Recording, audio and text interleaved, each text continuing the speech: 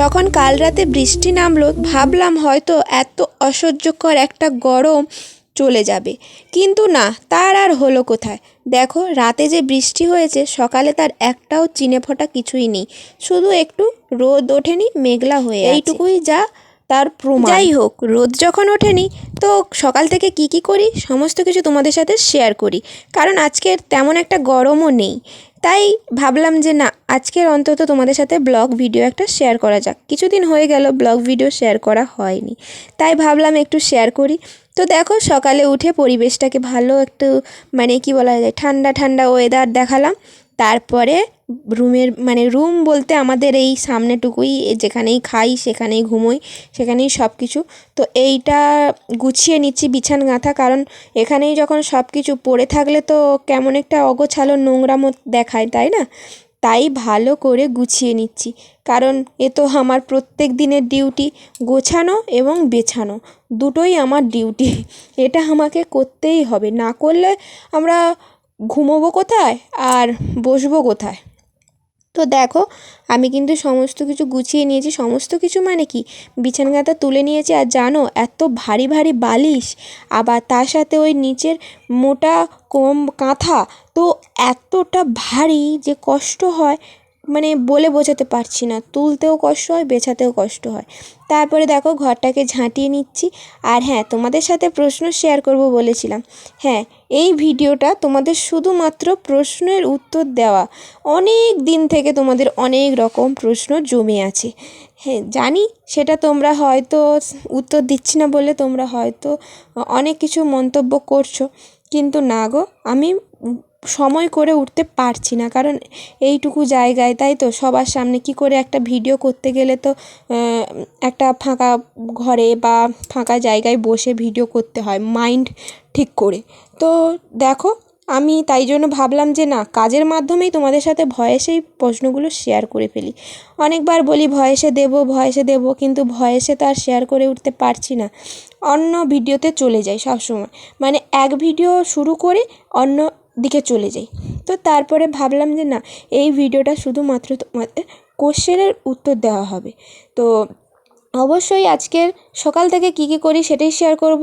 হ্যাঁ, পুরো সারাদিনের ভিডিও হয়তো তোমাদের সাথে শেয়ার করতে পারবো না, যেটুকু শেয়ার করব তোমাদেরকে তার মধ্যে কোশ্চেনগুলো, যে কোশ্চেনগুলো তোমরা করেছো তার উত্তর দিয়ে দেবো। Hello everyone, welcome back to my new blog. তো নতুন আরও একটি ব্লগের সাথে তোমাদেরকে জানাই শুভ সকাল।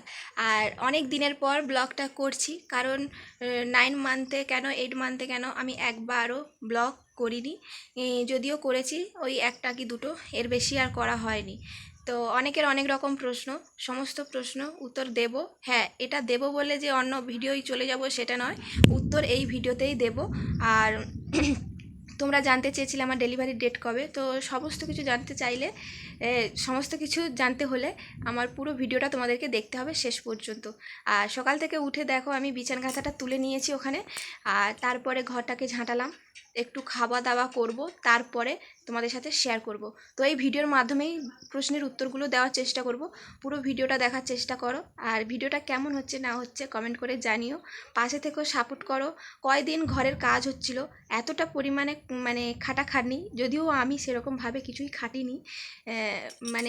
কি বলা যায়, এইখানেই সব কিছু, এখানেই খাওয়া দাওয়া, এখানেই শোয়া, এখানেই বসা, এখানেই সব কিছু। তাহলে ভাবো এই গরমের মধ্যে কিভাবে এই একটা জায়গায় আমাদের মতন প্রেগনেন্সি মানুষেরা কি করে কাটাতে পারে। তো কালকের কাজ শেষ হয়েছে ঘরের, আর কতদূর কাজ হলো সমস্ত কিছু তোমাদের সাথে শেয়ার করব। আর এখানে থেকে এত গরমে যে কি করে কাটিয়েছি সেটা তো ভয়ঙ্কর একটা ঘটনা। এই গরমটা কি হারে যে পড়েছে। কিন্তু আজকে সকালে দেখেছি রাত থেকে খুব পরিমাণে বৃষ্টি হচ্ছে, তাই জন্য ঘুমটাও খুব ভালো পরিমাণে হয়েছে। কয়দিন ঘুম হয়নি ঠিকঠাক, চোখ বন্ধ করে রাখতাম কিন্তু ঘুম আসতো না, কিন্তু সব শুনতে পেতাম কানে। কিন্তু আজকে সমস্ত কিছু ঘুমটা শান্তি করে হয়েছে, এটাই। আর আমাকে দেখো আগের থেকে যেন কেমন একটা দেখতে লাগছে। যাই হোক, চলো আর কতদূর কি ভিডিও করতে পারি, পাশে থাকো, দেখতে পাবে। তো বেশি আর বকবক করব না, আমি নিজেই কি বকবক করছি নিজেই জানি না, কারণ অনেক দিন ভিডিওর মাধ্যমে আসা হয়নি, ইন্ট্রো দেওয়া হয়নি, তাই জন্য একটু হলেও ভুল থাকবে। তো সমস্ত কিছুটাই তোমরা মানিয়ে নিও, তো চলো, তোমাদের যে প্রশ্নের উত্তরগুলো আমি দেব সেগুলোতে কারুর নাম আমি নেব না, কারণ নাম আমি সেই দিন নেব যেদিন আমার 1000 সাবস্ক্রাইব কমপ্লিট হবে, তখন থেকে তোমাদের নামগুলো নেব। তো তার আগে বলে ফেলি তোমাদের প্রশ্নগুলো কি কি ছিল। ফার্স্ট একজন কমেন্ট করেছে আমি বিয়ের কত বছর পর প্রেগনেন্ট হলাম। তো প্রশ্নের উত্তরটা আমি দিয়ে ফেলি। আমি বিয়ের 2 বছরের মাথায় আমি প্রেগনেন্সি জানতে পারি যে আমি প্রেগনেন্ট। তো এটা নিশ্চয়ই তুমি বুঝতে পেরেছো, মানে 2 বছরের মাথায় আমি জানতে পারি। তারপরে একজন কমেন্ট করেছিলে যে আমি আমার প্রেগনেন্সিতে কোথায় ডাক্তার দেখাই। আমার প্রেগনেন্সিতে পুরো শুরু থেকে শেষ পর্যন্ত এখনও তৈরি আমি ডাক্তার যেখানে দেখাই সেটা হচ্ছে কাকদ্বীপ হসপিটাল, ওখানেই দেখাই। তারপরের প্রশ্ন হচ্ছে আমি কেন এত তাড়াতাড়ি বেবি নিলাম। আসলে কি বলতো, আমার এত তাড়াতাড়ি বেবি নেওয়ার কোনো মানে আমাদের কোনো প্ল্যান ছিল না। এটা কি বলা যায়, ভগবানের দান, উনি দিয়েছেন তো আমাদেরকে নিতেই হবে। দিয়েছে যখন নিতে হবে, কারণ অনেক মানুষেরা একটা ছোট্ট বেবি নেওয়ার জন্য অনেক কান্নাকাটি অনেক কিছুই করে। এতে আমি যে না চাইতে পেয়ে গেছি এটাই অনেক, আর এটা নিয়েই ঠিক আছি। যখন পেয়েই গেছি তখন এতে নিতে আমাদের সমস্যা কিসের, তাই না? কিন্তু আমাদের প্ল্যানিং ছিল যে 2 বছর না হোক আমরা যেন 4 বছরের মাথায় মানে বেবি নেব, এরকম একটা প্ল্যান ছিল। তো যখন বেবি চলে এসছে তখন 4 বছর কেন 2 বছরের মাথায় নেওয়া হোক না, তাই জন্য নিয়ে নিলাম। আর একজনের প্রশ্ন খুব আজব একটি প্রশ্ন। তো প্রশ্নটা হলো যে প্রেগনেন্ট তো মনে হয় শুধু তোমরা একাই হচ্ছ, যারা ইউটিউবার তারাই মনে হয় শুধু প্রেগনেন্ট হয়, আর যারা ইউটিউব করে না, যারা ঘর সংসারে কাজ করে তারা মনে হয় প্রেগনেন্ট হয় না। এটা মানে তুমি যে বলেছো, সত্যি বলতে তুমি কীরকম মন বা মানসিকতা নিয়ে বলেছো সেটা আমি জানি না। কি বলো তো, আমরা যে ইউটিউবার, আমরা যে প্রেগনেন্ট হচ্ছি এটাও আমাদের ডেলি ব্লগের মধ্যে পড়ে, তাই জন্য আমরা কি বলো তো শেয়ার করতে হবে, তাই শেয়ার করছি।